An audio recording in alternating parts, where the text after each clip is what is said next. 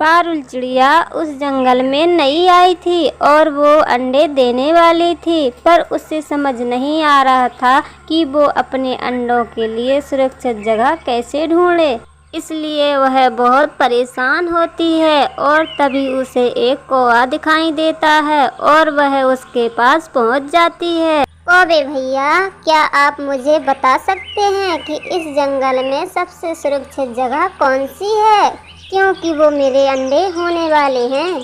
अरे चिड़िया बहन, तुमको पता है इस जंगल में एक जालिम चील रहता है। वो हर वक्त अंडों की तलाश में ही रहता है और सुना है वो अंडे भी खा जाता है।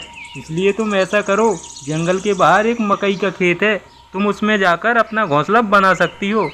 कौवा भैया, आपका बहुत बहुत धन्यवाद जो आपने मुझे उस चील के बारे में बता दिया, क्योंकि मेरे तो ये पहले अंडे हैं।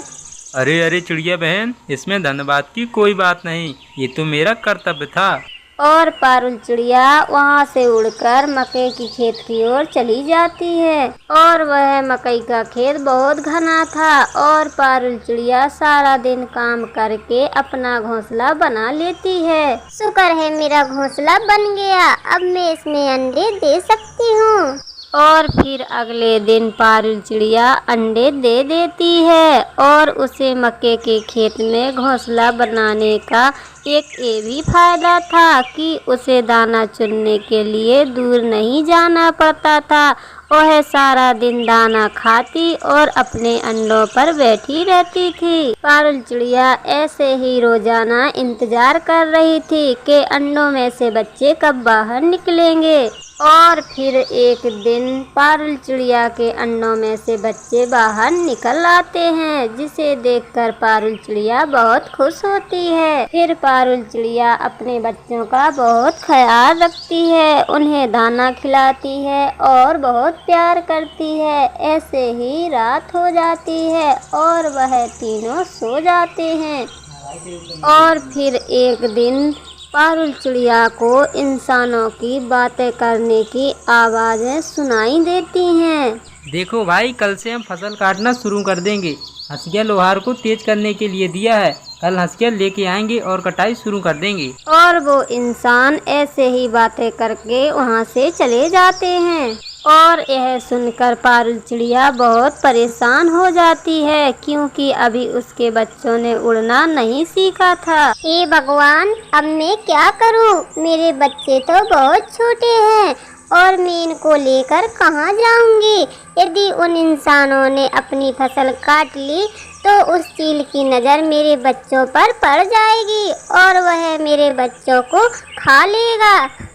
पारुल चिड़िया बहुत परेशान थी और वह इसी परेशानी में कल्लू कौवा के पास जाती है। आओ आओ चिड़िया बहन, कैसी हो? और तुम्हारे बच्चे कैसे हैं? सब ठीक है ना? हाँ हाँ कौवा भैया, सब ठीक है और मेरे बच्चे भी ठीक हैं, पर एक मुसीबत आन पड़ी। वो क्या? और फिर पारुल चिड़िया सारी बात कौवा को बताती है। अरे हाँ चिड़िया बहन, ये तो परेशानी वाली बात है, पर तुम्हारे बच्चे उधर ही ठीक हैं, क्योंकि यदि तुम वहाँ से बच्चों को ले गई तो वो चील तुम्हारे बच्चों को छोड़ेगा नहीं। हम ऐसा करते हैं कि हम उन इंसानों के पास चलते हैं और यदि हम उनसे विनती करेंगे तो वो ज़रूर कुछ दिन के लिए अपनी फसल नहीं काटेंगे। कौवा भैया, क्या वो हमारी बात मानेंगे?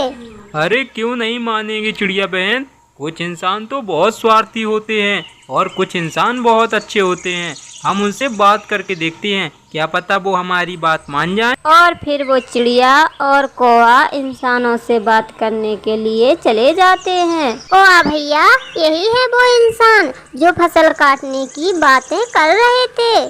ठीक है चिड़िया बहन, तुम यहीं रुको, मैं सावधानी से बात करके आता हूँ। ए इंसान, तुम मुझे बहुत अच्छे इंसान लगते हो, क्या तुम मेरी एक बात मानोगे? तुम्हारी जो मक्के की फसल है उसमें मेरी दोस्त चिड़िया का घोंसला है, जिसमें छोटे छोटे बच्चे हैं, वो अभी उड़ भी नहीं पाते, उन्हें उड़ने में 2-3 दिन लगेंगे, तो आप अपनी फसल 2-3 दिन ना काटें। अरे ओए कौवा, तू पागल तो नहीं हो गया है? ये काम सी चिड़िया के लिए हम अपनी तैयार फसल बर्बाद कर दें? अरे बारिशों का क्या पता कब शुरू हो जाएं, यदि बारिश शुरू हो गई तो हमारी तो सारी फसल बर्बाद हो जाएगी। चल भाग यहाँ से, वरना एक लगाऊंगा। कल्लू भैया, क्या वो इंसान मान गया? नहीं चिड़िया बहन, वो इंसान बहुत लालची है, उसे हम पक्षियों की कोई परवाह ही नहीं है। अब क्या करेंगे कौआ भैया, मैंने उस इंसान को बात करते सुना था कि हंसिया लोहार को तेज करने के लिए दिया हुआ है। क्यों ना हम लोहार के पास जाकर विनती करें कि वह अपना हंसिया किसान को ना दे, ताकि वो अपनी फसल ना काट सके। अरे हाँ चिड़िया बहन, ये तुमने एकदम कायदे की बात की है। हम ऐसा ही करते हैं, हम लोहार के पास चलते हैं और उसे ही समझाते हैं। और फिर कल्लू कौआ और पारुल चिड़िया वहाँ से उड़कर लोहार के पास चले जाते हैं। लोहार भैया, आप मुझे बहुत अच्छे इंसान लगते हैं, क्या आप मेरी एक मदद करेंगे? हाँ हाँ क्यों नहीं, मैं तुम्हारी जरूर मदद करूँगा। पर जल्दी बताओ, मैं भी ये हंसिया तेज कर रहा हूँ, वो किसान कभी भी अपना हंसिया लेने आ रहा होगा। लोहार भैया, कृपया करके आप ये हंसिया कुछ दिन तक उस किसान को ना दें, नहीं तो वो अपनी फसल काट लेगा और उसमें मेरे छोटे छोटे 2 बच्चे हैं, फिर मैं उनको लेकर कहाँ जाऊँगी? अच्छा चिड़िया बहन, तुम्हें अपने बच्चों की तो फिक्र है, और मेरे बच्चों का क्या? यदि मैंने हंसिया किसान को तेज करके नहीं दिया तो वो मुझे पैसे नहीं देगा, फिर मैं अपने बच्चों का पेट कैसे पालूंगा? मैं तुम्हारी कोई बात नहीं सुनने वाला, जाओ यहाँ से। और लोहार भी उनकी बात मानने से इनकार कर देता है। फिर वे वहाँ से दोनों उड़कर आ जाते हैं। कौआ भैया, लोहार पर तो हमारी आखिरी उम्मीद थी और अब तो उसने भी इनकार कर दिया, अब हम क्या करेंगे? अरे चिड़िया बहन, मैंने सुना है जब काम सीधी उंगली से ना हो तो उंगली को टेढ़ा करना पड़ता है। बस तुम यहीं रुको, देखो मैं क्या करता हूँ। पारुल चिड़िया और कल्लू कौआ वहाँ पर बैठे रहते हैं। तभी थोड़ी देर में किसान अपना हंसिया लेने आ जाता है, और फिर जैसे ही किसान हंसिया लेकर जाने लगता है, तभी कल्लू कौआ उसके हाथ से हंसिया छीनकर ले जाता है। कल्लू कौआ हंसिये को चोंच में दबाकर दूर जंगल में ले जाता है और नदी में फेंक देता है। और फिर कुछ दिनों बाद उसके बच्चे उड़ना सीख जाते हैं और फिर वह तीनों मक्के का खेत छोड़कर चले जाते हैं।